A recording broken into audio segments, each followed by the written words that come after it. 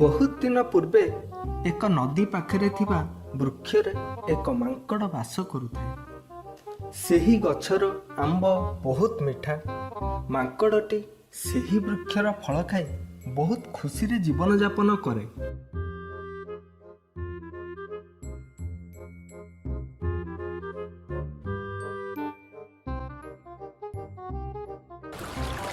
ଏକ ନିର୍ଦ୍ଦିଷ୍ଟ ଦିନ ଗୋଟେ କୁମ୍ଭୀର ଆମ୍ବ ଗଛ ନିକଟକୁ ଆସିଲା।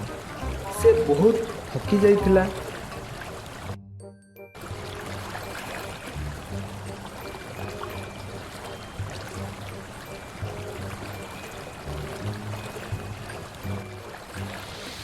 ମାଙ୍କଡ଼ଟି କୁମ୍ଭୀରକୁ କିଛି ଆମ୍ବ ଗଛରୁ ତୋଳି ଦେଲା।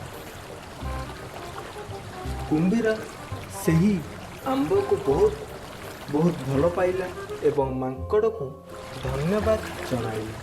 ସେହି ଦିନଠାରୁ କୁମ୍ଭୀର ମାଙ୍କଡ଼କୁ ପ୍ରତ୍ୟେକ ଦିନ ଦେଖା କରିବା ପାଇଁ ଆସେ ଏବଂ ସେମାନେ ବହୁତ ଭଲ ସାଙ୍ଗ ହେଲେ। କିନ୍ତୁ କୁମ୍ଭୀର ଭାବିଲା କିଛି ଆମ୍ବ ତା ସ୍ତ୍ରୀ ପାଇଁ ନେବାକୁ।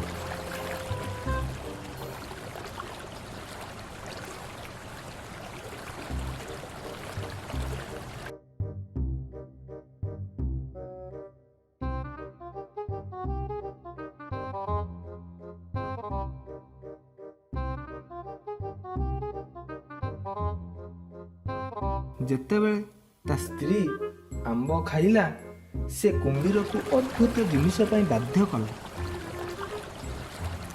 ସେ କହିଲା, ଏହି ଫଳ ବହୁତ ସ୍ୱାଦିଷ୍ଟ। ତେବେ କେତେ ସ୍ୱାଦିଷ୍ଟ ହୋଇଥିବ ମାଙ୍କଡ଼ର ହୃଦୟ, ଯିଏକି ସବୁଦିନ ଏହି ଫଳ ଖାଉଛି। ସେ କୁମ୍ଭୀରକୁ କହିଲା ମାଙ୍କଡ଼ର ହୃଦୟ ଆଣି ଦେବା ପାଇଁ। କୁମ୍ଭୀରଟି ତା ସ୍ତ୍ରୀର କଥାବାର୍ତ୍ତାରେ ଆଶ୍ଚର୍ଯ୍ୟ ହୋଇଗଲା। ମାଙ୍କଡ଼ ହେଉଛି ତାର ଭଲ ବନ୍ଧୁ। ସେ କିପରି ତାକୁ ଆଘାତ ଦେବ? ସେଥିପାଇଁ କୁମ୍ଭୀରଟି ମାଙ୍କଡ଼କୁ ମାରି ତାର ହୃଦୟ ଆଣିବାକୁ ମନା କରିଲା।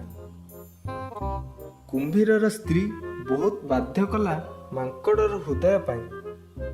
ସେ କୁମ୍ଭୀରକୁ କହିଲା ତାର ଦେହ ଭଲ ରହୁନାହିଁ ଏବଂ ଡକ୍ଟର କହିଛନ୍ତି ମାଙ୍କଡ଼ର ହୃଦୟ ଖାଇବା ପାଇଁ। ସେ ଯଦି ମାଙ୍କଡ଼ର ହୃଦୟ ନ ଖାଏ ତେବେ ସେ ଜୀବନ ହରାଇବ।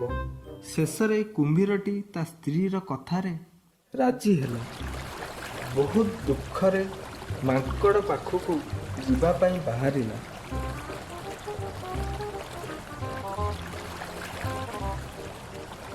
ମାଙ୍କଡ଼ ପାଖରେ ପହଞ୍ଚି କହିଲା, ବନ୍ଧୁ, ମୋର ସ୍ତ୍ରୀ ତୁମେ ଦେଇଥିବା ଆମ୍ବକୁ ଭଲ ପାଇଲା। ସେଥିପାଇଁ ତୁମକୁ ଧନ୍ୟବାଦ ଜଣାଇବା ପାଇଁ ଆମ ଘରକୁ ଡାକିଛନ୍ତି। ମାଙ୍କଡ଼ଟି ଏହା ଶୁଣି ରାଜି ହୋଇଗଲା ଏବଂ କୁମ୍ଭୀର ପିଠିରେ ବସି ତା ଘରକୁ ଯିବା ପାଇଁ ବାହାରିଲା। ନଦୀର ମଝିରେ କୁମ୍ଭୀର ବୁଡ଼ିବାକୁ ଲାଗିଲା। ମାଙ୍କଡ଼ଟି ଆଶ୍ଚର୍ଯ୍ୟ ହୋଇ କୁମ୍ଭୀରକୁ ପଚାରିଲା, କ'ଣ ପାଇଁ ବୁଡ଼ୁଛ? କୁମ୍ଭୀରଟି ଜାଣିପାରିଲା ଆଉ ସତ୍ୟକୁ ଲୁଚାଇ ହବନି।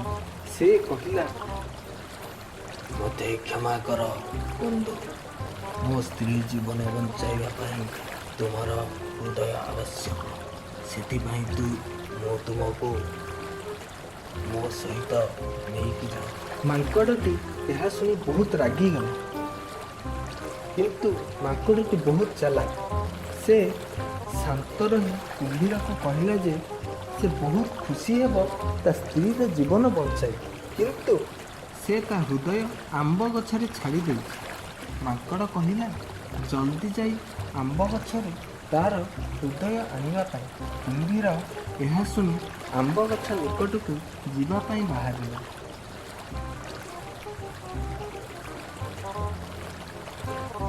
ଯେମିତି କୁମ୍ଭୀର ଆମ୍ବ ଗଛ ନିକଟରେ ପହଞ୍ଚିଛି, ମାଙ୍କଡ଼ ସଙ୍ଗେ ସଙ୍ଗେ କୁମ୍ଭୀର ପିଠିରୁ ଗଛକୁ ଡିଆ ମାରିଲା ଏବଂ କହିଲା, ହେ ବୋକା କୁମ୍ଭୀର, ଜଣେ କେମିତି ନିଜର ହୃଦୟ ବାହାର କରି ଅନ୍ୟ ଏକ ଜାଗାରେ ରଖିବ?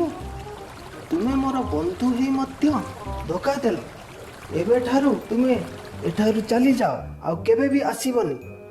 କୁମ୍ଭୀରଟି ବହୁତ ଲଜ୍ଜିତ ହୋଇ ନିଜ ଘରକୁ ଫେରିଲା।